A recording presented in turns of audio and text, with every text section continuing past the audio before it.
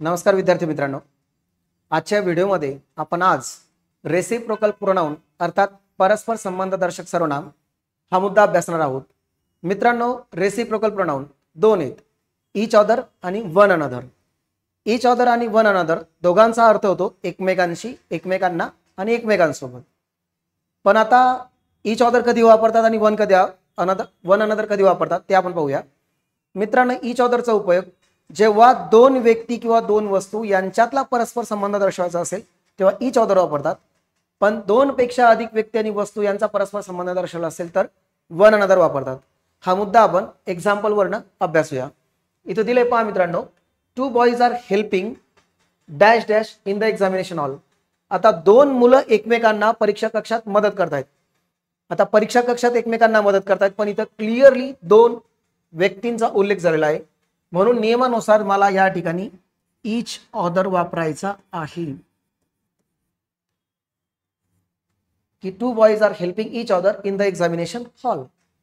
बरं, पुन्हा two girls are talking with dash dash in the classroom. दोन मुली वर्गामध्ये एकमेकांशी बोलतायत।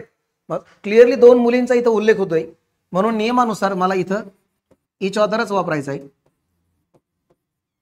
दोन मुली एकमेकांसोबत बोलतायत, त्यांचा परस्पर संबंध दर्शवलेला आहे, म्हणजे क्लिअरली दोन व्यक्ती आणि दोन वस्तूंसाठी तुम्हाला ईच अदर वापरायचा आहे।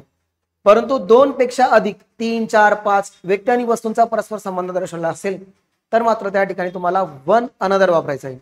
इथं पहा, 4 बॉयज दोन पेक्षा अधिक आहेत। 4 boys are helping one another